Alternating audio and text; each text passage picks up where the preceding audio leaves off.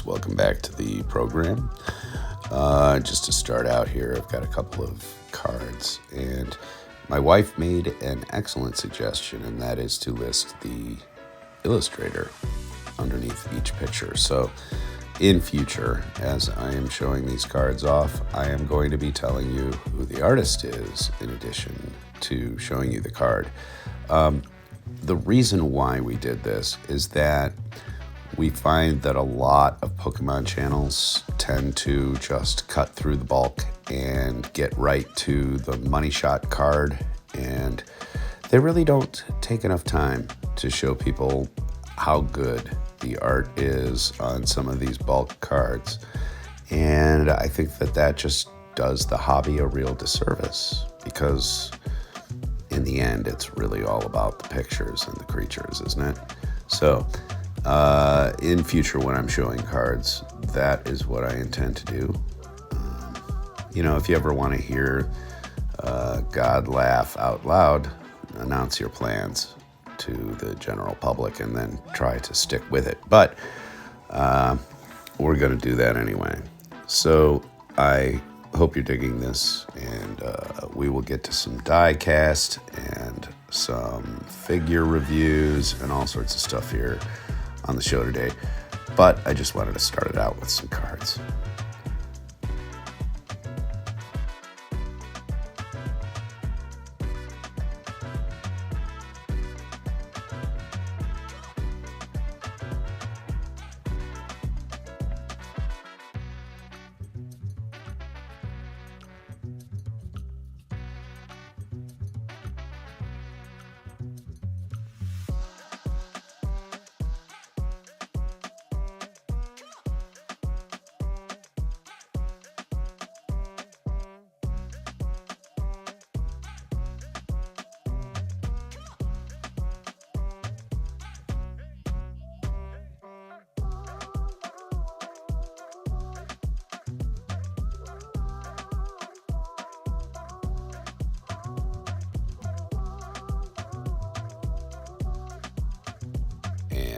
Coming up next here, what I've got is a little bit of a gift from a viewer.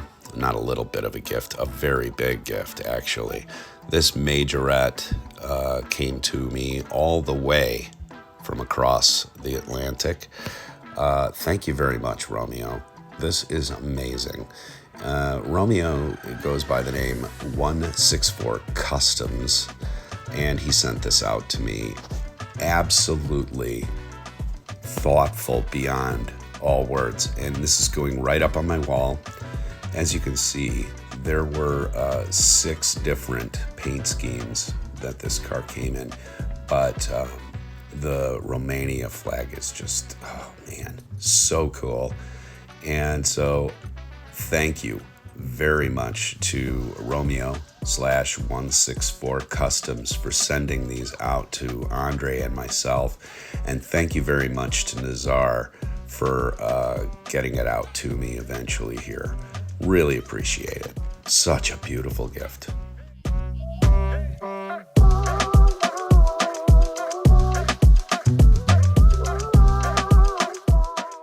The next thing that I've got here for you, I'm going to keep this in package most likely, but it's a Ultra Hot GT40 that I found at Target recently. Pretty neat car.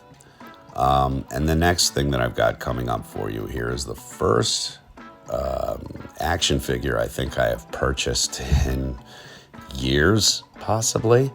Don't mind the cat here.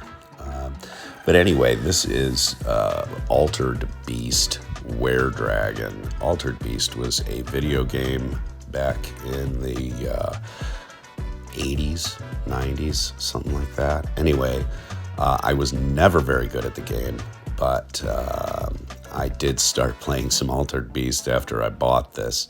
I'm going to open this up in a second here and get it out of the package and kind of show you what's going on with it. But celebrate, I finally found something to buy, and the beautiful thing about this was that they had dropped the price from just over $10 to $6.50 maybe. So, of course, I picked it up.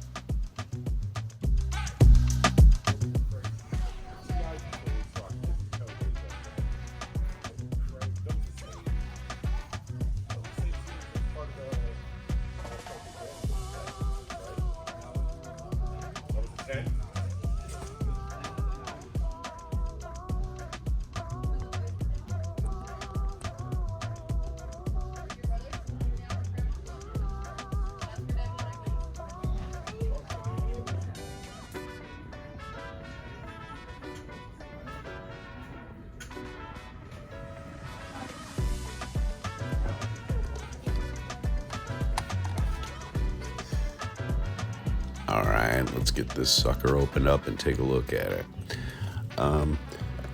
Starting off, it's very heavy. This is a super heavy figure. It's got 29 points of articulation, and get rid of this. Get rid of that.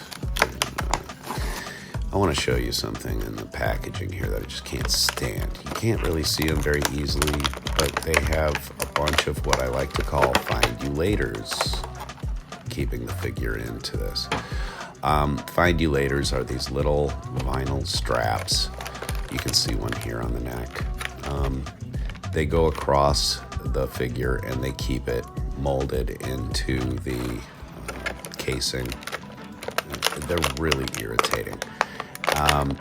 Normally I just, I'll snap these with a little blade or something, but I don't have one handy, so I'm just gonna rough the figure straight out of this plastic.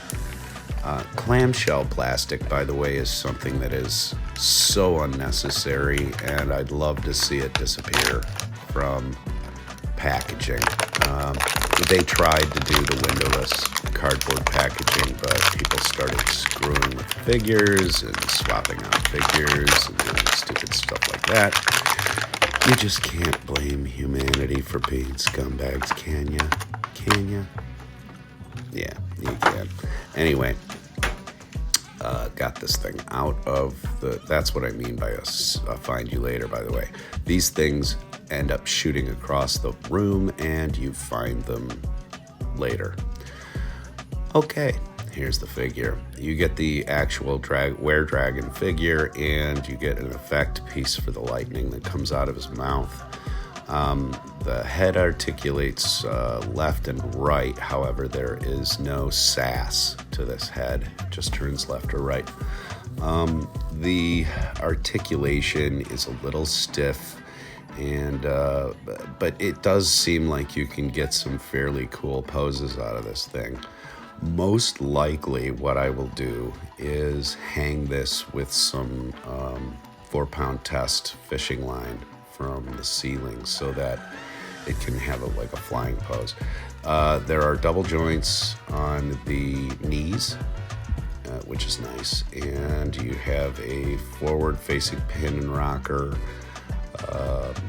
for the ankles, which is okay.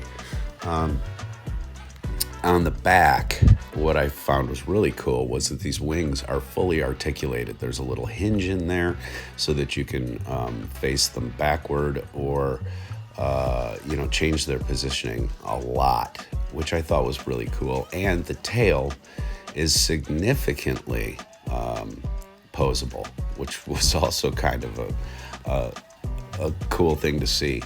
29 points of articulation on a $10 figure. Tell me that McFarlane stuff actually has to cost $30 now. I don't think it does. And this is a fantastic example as to why. There's the bite plate, and it just sort of jams into the mouth like that, holds it very nicely. Excuse my sniffle. This figure is absolutely killer. It makes me want to get the kangaroo with the boxing gloves, which was from Final Fight, I think, or something of that nature, another old video game.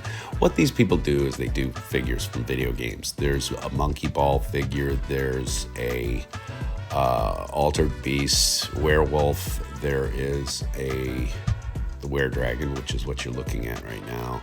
There's a whole bunch of figures that these people are doing right now. And I think that they are getting glossed over because they're from older video games or from more niche material. But if you look at this figure, I mean, come on. Even just as a shelf piece, this is a beautiful figure. All right, the last thing I've got here for you is a couple of pieces of die cast. This hook is bent on the card, so I'm going to take it out. New 2026 casting, and then this is the 66 Batmobile monster truck. I don't keep a lot of die cast anymore, and when I do, it's usually out of package. So let's take this out. It's a Legends, and I really like the designs. New for 2026, and the deco on it is absolutely amazing. It's what I like to call a finished ride. Front to back, all the decos are done, and it's kind of interesting. So let's take a look at this here. I did notice when I got it out of the package, it says Cars and Coffee across the spoiler, which is so cool. I really like this casting. It reminds me of a Batmobile. It's got a little bit of a GT40 thing going on. I just dig it. And speaking of Batmobiles, here we go with the 66 out of package. I didn't bother taking it out of the box on camera. I just thought I'd show it to you because it's cool. We all know what this thing is. We all know what it looks like. So cool. I'm not a big collector of in-package stuff anymore. I keep things on my wall that I figure really mean something to me. So, like the car that Romeo sent out to me, the Romania taxi, I will be putting that up on my wall next to all of my treasured possessions. Stuff from Nazar, stuff from Rusty, stuff from Andre and Chris Sheets and Matt Hennigan and all of the other people who have been so supportive of this show for the last 4 or 5 seasons. Thank you all very much. And thank you for coming out and checking out Monkey Shine Lab, everybody. Please drop a subscribe on me if you would. I'm trying desperately after 5 years of doing this to cap 1,000 subscribers. I gotta do something about my appearance, obviously. Anyway, thanks very much for coming out here to Monkey Shine Lab. We know lots of people do what we do. We just hope that we add a little bit of something on top of it all for you to come back, which I hope you do very soon because we will be back. After a haircut, maybe. Bye, everybody. Yeah. I wonder why I've got a shedding problem where